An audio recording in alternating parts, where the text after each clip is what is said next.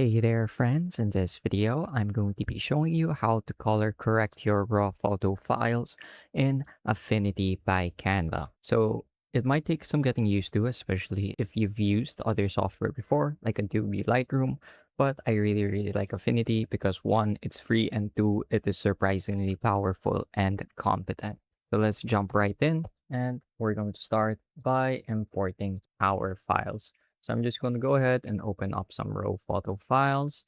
Let's choose maybe this one and clicking open.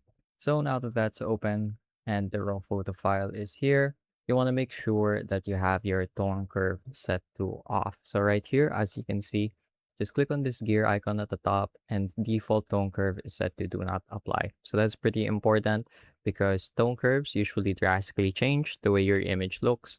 So for example, I'm going to turn the tone curve off and this is with it set to standard. So this is how it would look like normally in different types of software. This is the compressed, this is the log, tone curve. So as you can see, they're very different from how the photo actually is. So once that's done, you might want to click on cancel just to re-import the photo because that has the tone curve set to on. So now that I've re-imported the photo, well, this is a whole different one, but that's fine. Now we can get started on color correcting. So if you look at the right side, this is where most of the tools you're going to use are in.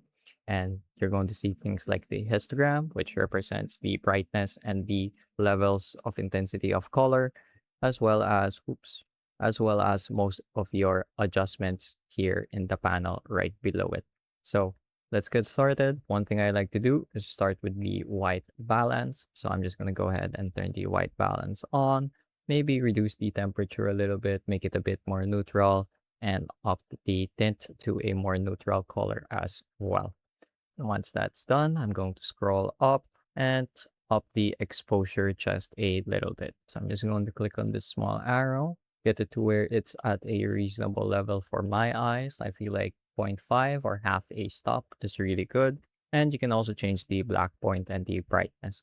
So in this case, I don't want to lose some depth in the contrast. So I'm going to up the black point by 1% and adjust the brightness ever so slightly. Once that's done, I'm going to go ahead and go over to the curve, which you can find in the tones panel. I'm going to turn the curves on and I'm going to add 2 points to the curve. So I like to bring this top part up just a little bit and this down part just a little bit. What that does is that creates an S-shaped tone curve, and this is usually a good place to start if you're still getting used to manipulating these tone curves. So for example, if I were a bit more advanced user, I would add a few more points and change the levels just a bit more to really fine tune the image that I would like to see. There we go. So make sure you make precise adjustments, and that looks pretty good to me. You can go over to the basic tab again, and here you're going to be able to see things like the contrast, the texture, the saturation, and the vibrant. So this is under the enhance option in the basic panel. Oops, I accidentally raised the brightness a bit. So you just wanna go ahead and explore the different options you have. In this case, I'm going to up the vibrance just a little bit. Saturation, I think I'll keep. Maybe I'll up the saturation just a little bit as well. Try to make those colors pop a little more, up the vibrance a bit more, but maybe reduce the saturation again. So go ahead and just make small incremental changes to these properties and until you land on something that you really like. It's good to explore if you're new to software like this, and it's a good way to build experience so that in the future you're able to shoot photos and edit them with an image in mind already.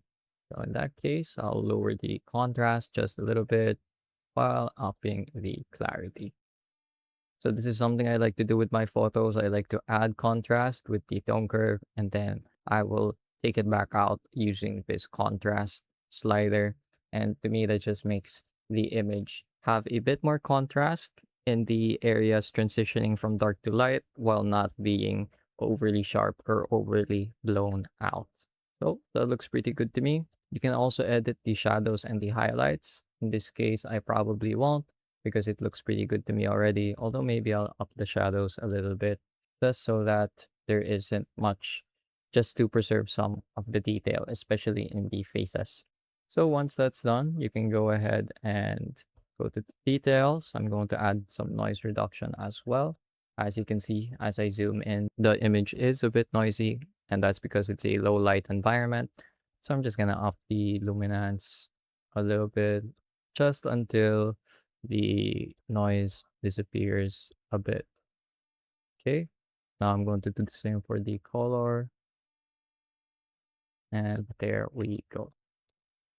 As you can see, the image is a lot less noisy.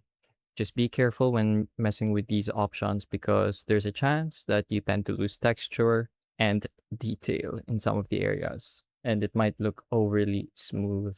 So because of that, I'm actually going to reduce the luminance a bit, maybe increase the details, because I did notice it looks like the texture of the clothes looked a bit weird. Okay, that looks a lot better to me. Maybe I'll go back here and add texture back using this slider. Yep, and that looks pretty good. So once that's done, you can go ahead and compare your before and after by clicking on this button right here, or any of these two buttons actually. So here's the before and here's the after. Alternatively, we can do it this way. And on the right side is the before, on the left side is the after. So overall, it's just a bit more polished and a bit more vibrant is the word. Less dark and less flat. So that covers most of the basics of color correction using Affinity. I'll probably be making videos in the future about how to use masks, etc. when developing your photos and editing your raw photo files because those also add a whole nother dimension to the way you are able to process your raw photo files. That's pretty much it for this video though. So since I'm pretty satisfied with this output, I'm just gonna go ahead and click develop. And now I can export the photo by clicking on the file tab here and clicking on export.